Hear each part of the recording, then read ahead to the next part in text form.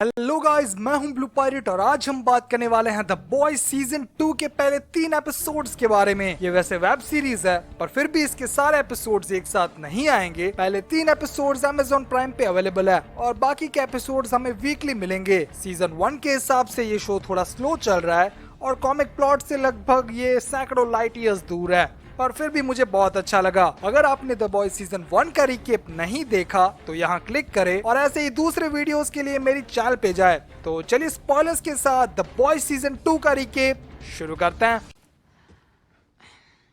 Okay, recap.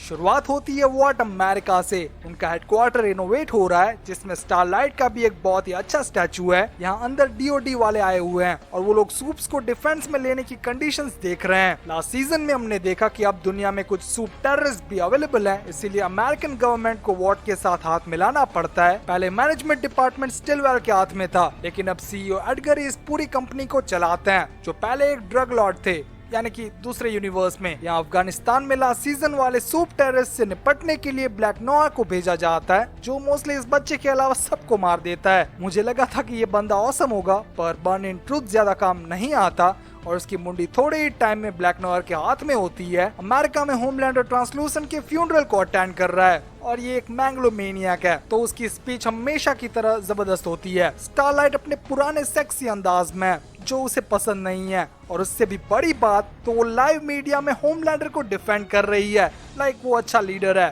पर हम जानते हैं वो कैसा है। हमारे सस्ते वाले एक्वामैन की हालत बहुत ही खराब है और वो बार में सीन क्रिएट करता है। यहाँ ये बारटेंडर TMZ को बुलाने की धमकी देता है, जो एक सेलिब्रिटी गॉसिप साइट है। यूई की हालत भी बहुत खराब है। अभी वो फ्रेंची के एक कॉन्टेक्ट के साथ रह रहा है, जो गन्स और ड्रग्स सप्लाई करता है और कई बार टीम को मेडिकल सर्विस भी प्रोवाइड करनी पड़ती है। यूई यहाँ से निकल कर स्टारलाइट से मिलता है और वो लोग वॉर्ड को डाउन करने में लगे हैं, जिसमें यूई को एक लीड मिली है। बच्चों के वाटर पार्क में हल्ला करने के कारण पुलिस डीप को जेल में डाल देती है और ये बंदा उसकी बेल करवाता है, जो सस्ता ग्रीन एरो है। वो उसे एक ड्रिंक पास करता है और बाद में अपने अपार्टमेंट में थेरेपी के लिए ले जाता है। यूई कुछ करना चाहता है, इसलिए वो टीम को मोटिवेट करता है, पर उसे MM की तरफ से गालियां पड़ती है। यहाँ टावर में होमलैंडर पता नहीं कुछ अजीब हरकतें कर रहा है और तभी एशली की एंट्री होती है, जिसे लास्ट सीजन में निकाल दिया गया था। होमलैंडर के रिकमेंडेशन पे उसे वापस रख लिया गया है और वो उसे मिलवाती है एक ब्लाइंड सुपर हीरो से, जिसका नाम ब्लाइंड स्पॉट है। ये बंदा थोड़े ही टाइम में दी 7 में आने वाला है, पर अब इसके कान वर्क नहीं कर रहे हैं,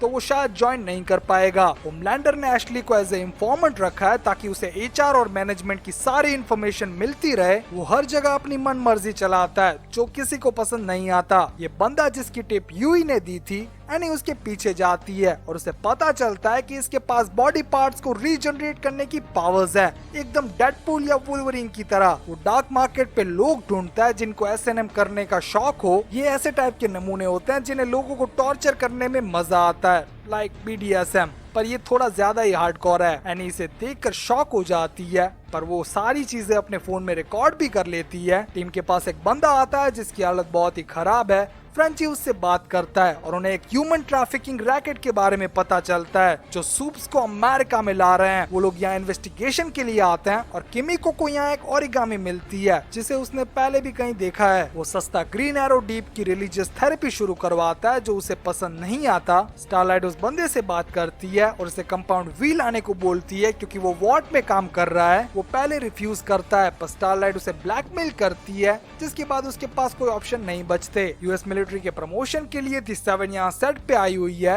और स्ट्रॉम फ्रंट उन्हें ज्वाइन करती है। ऐसे नहीं, दी 7 को ज्वाइन करती है। ये ऑर्डर्स डायरेक्ट CEO एडगर से आए हैं, तो कोई उसे मना नहीं कर सकता। लास्ट सीजन में स्टारलाइट ने एट्रियन के बम्बू लगाए थे, तो वो अभी कोमा में है। टीम CIA डेप्यूटी रेनर से मिलने जाती है और उसे सूप टेररिस्ट के बारे में इन्फो देती है, पर वो उसे ऑलरेडी पता है। वो एक बहुत ही बड़े पजल को सॉल्व कर रही है और वो कुछ बोले इससे पहले उसका सर फट जाता है।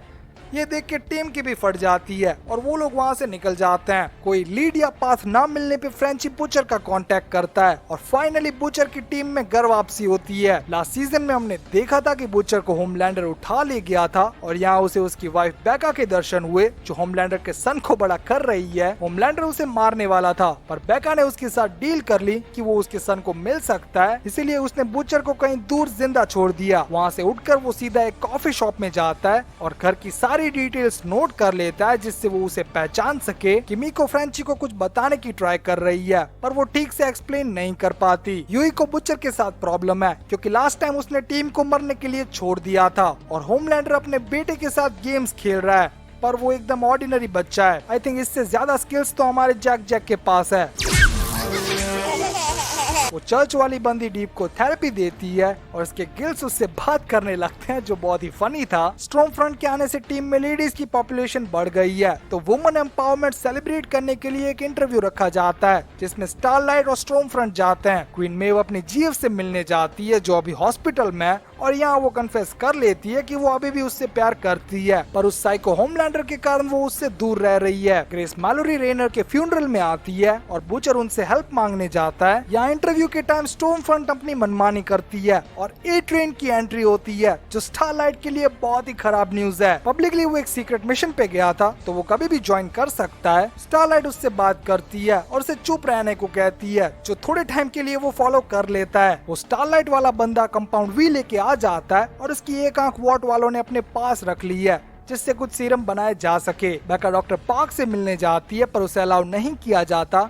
उनके बीच डील हुई थी कि वो कभी भी होमलैंडर को इस बारे में नहीं बताएंगे पर उनका हाल क्या हुआ हम सब जानते हैं तो जाने दो। टीम ग्रेस की टिप पे उस बंदे को फाइंड करने जाती है और किमी को बिना पूछे सबके बम्बू लगाना शुरू करती है क्योंकि ये लोग वही शाइनिंग लिबरेशन आर्मी वाले हैं जिन्होंने उसे किडनैप किया था। यहाँ उसे कुंभ के मेले में बिछड़ा हुआ उसका भाई भी मिल जाता है पर टीम को वही चाहिए तो बुचर उस पर स्ट्राइक करता है। यूई के कारण वो बच निकलता है और उसके पास बहुत ही ऑसम टेलीकिनेसिस पावर्स हैं। ये होने के बाद बुचर यूई को टीम में से निकाल देता है पर टीम उसके साइड है क्योंकि वो गुड लैड है। बुचर के पास कोई ऑप्शन नहीं बचता और सबका सपोर्ट पाने के लिए वो रिवाइल करता है कि उसकी वाइफ जिंदा है। अगर वो लोग ग्रेस को मिलकर सूप टेररिस्ट लौटा देंगे तो वो उसकी वाइफ को ढूंढने में हेल्प करेगी। यहाँ वॉट टावर में ट्रेन को कंपाउंड वी के बारे में पता चल जाता है पर स्टारलाइट उसकी जीएफ के नाम पर उसे ब्लैकमेल करके बच जाती है। किमी को अपने भाई को समझाती है कि ये लोग अच्छे हैं पर वो नहीं मानता और उससे फाइट करना शुरू करता है जिसके बाद किमी को उसे बेहोश कर देती है। टीम उन्हें फाइंड कर लेती है और बुचर यूई को घूंसा मारता है ताकि वो दोबारा उसके फटे में टांग ना अड़ाए। ट्रेन सूप पप में है और अब उसकी सांसें फूल रही है। देखा जाए तो उसे मिनी हार्ट अटैक्स आ रहे हैं और ये ड्रग्स ना लेने की वजह से हो रहा है। बुचर यूई से घूंसे की माफी मांगता है जिसके बाद यूई भी उसे एक चिपका देता है ताकि हिसाब बराबर हो जाए। किमी को अपने भाई से बात करती है पर वो अभी भी लिबरेशन आर्मी के सपोर्ट में है। यहाँ होमलैंडर अपने सन के साथ ब्रेकफास्ट करता है और उसे उड़ना सिखाता है जो मेरे ख्याल से उसे नहीं आता। बेका इससे गुस्सा हो जाती है और बाद में रायन गुस्सा हो जाता है जो अपने डैड को भाड़ में जाने को बोलता है। ये लोग यहाँ टावर में 7 कैसे रियूनाइट हुए उस पर मूवी बना रहे हैं और स्ट्रॉन्ग फ्रंट एकदम बैडएस बिच बन जाती है जो मुझे बहुत ही पसंद आया। मीटिंग के बीच में एशली को न्यूज मिलती है जिससे पूरे वार्ड के बम्बू लग जाते हैं। स्टारलाइट का आइडिया काम आ गया और उसने सक्सेसफुली मीडिया तक कंपाउंड वी पहुंचा दिया है जिससे अब वार्ड अमेरिका एक्सपोज हो चुकी है। थोड़ी देर बाद ये ट्रेन इस मामले में स्टारलाइट से बात करता है और अब वो मैटर डिस्क्लोज नहीं कर सकता क्योंकि वो कुछ ज्यादा ही आगे आ गया है। डीप का थेरेपी सेशन बहुत ही अच्छा चल रहा है और अब वो अपने गिल्ड से एकदम बाहर आ चुका है। टीम यहाँ समुद्र के बीच में एकदम खुश है क्योंकि यूई ने अकेले पूरी कंपनी को एक्सपोज कर दिया है। बुचर को इससे कोई फर्क नहीं पड़ता क्योंकि वो एक एक्स मिलिटरी है और उसे पता है कि मिशन के दौरान कभी भी हालात बिगड़ सकते हैं, स्पेशली बॉयज के मिशन में। तो वो अभी सेलिब्रेशन को होल्ड पे रखता है। फ्रेंची किमीको के भाई के लिए ड्रिंक लेके जाता है और उसे साइन लैंग्वेज के बारे में पूछता है क्योंकि ये एकदम अलग है। वो बताता है कि कई महीनों तक वो लोग रूम में बंद थे जहाँ उन्होंने ये लैंग्वेज डेवलप की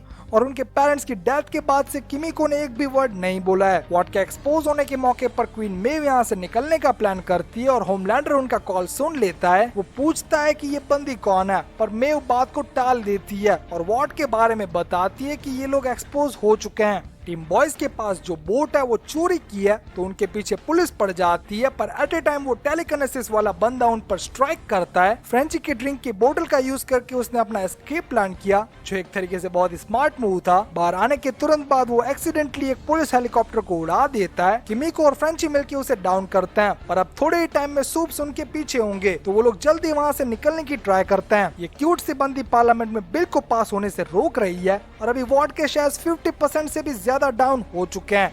ऐसा ही रहा तो वो बैंकरप्ट हो जाएंगे, इसीलिए एडगर द सेवन से बात करता है और मोटिवेशनल स्पीच देता है। उसकी मोटिवेशनल स्पीच को होमलैंडर अपनी मोटिवेशनल स्पीच से डाउन करता है, जो स्टारलाइट की मोटिवेशनल स्पीच थी।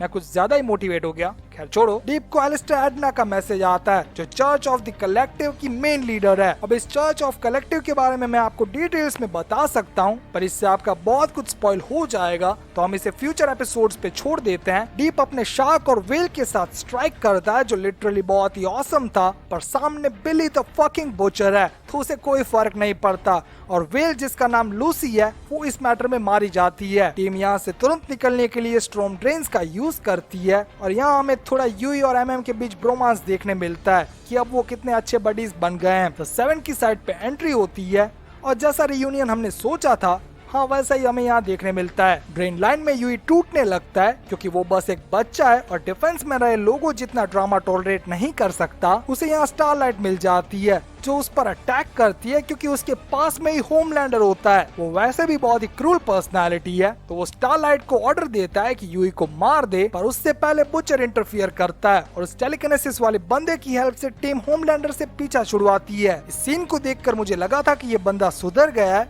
पर ऐसा नहीं है। टाइम मिलने पे वो सीधा पतली गली पकड़ के निकल लेता है और किमिको उसे फॉलो करती है। रास्ते में उन्हें स्ट्रॉम फ्रंट मिल जाती है, जिसकी फाइट देखने लायक थी। वो न जाने कितने सिविलियंस को ऐसे ही मार देती है, यानी कि वो भी दूसरे हीरोज जैसी ही है। स्ट्रॉम फ्रंट बहुत ही बुरी तरीके से किमिको के भाई को मार देती है, और वो साइकोपैथ है तो उसे ये करने में मजा आता है। होमलैंडर की एंट्री होती है और ये टारगेट उसका था, लेकिन स्ट्रॉम फ्रंट ने सारा क्रेडिट ले लिया, जिससे वो गुस्सा हो जाता है। इन सब के अलावा वॉट ये डिक्लेयर करती है कि कंपाउंड वी वाले इश्यू के बारे में उन्हें कुछ पता नहीं है, ये सारा काम स्टिलवेल का था, जो अब नहीं रही। यहाँ पूरी टीम बॉयज को वांटेड डिक्लेयर कर दिया गया है, और अब यूई भी बुचर के साथ कूल है, क्योंकि पहली बार उसने मिशन से ज्यादा अपने टीम मेंबर के बारे में सोचा। इसी के साथ सीजन 2 के पहले 3 एपिसोड खत्म होते हैं। मुझे एक एक एपिसोड का रिकेप बनाना जरा भी पसंद नहीं है, पर हमारे पास इस मामले में कोई दूसरा ऑप्शन भी नहीं है, तो हम इसी तरीके से आगे बढ़ेंगे। अगर आपको ये वीडियो पसंद आया हो तो लाइक करो और कमेंट सेक्शन में जरूर बताओ कि अगली कौन सी टीवी सीरीज के बारे में बात करना चाहोगे। इस चैनल को सब्सक्राइब करना मत भूलना। मिलता है नेक्स्ट वीडियो पे गाइस,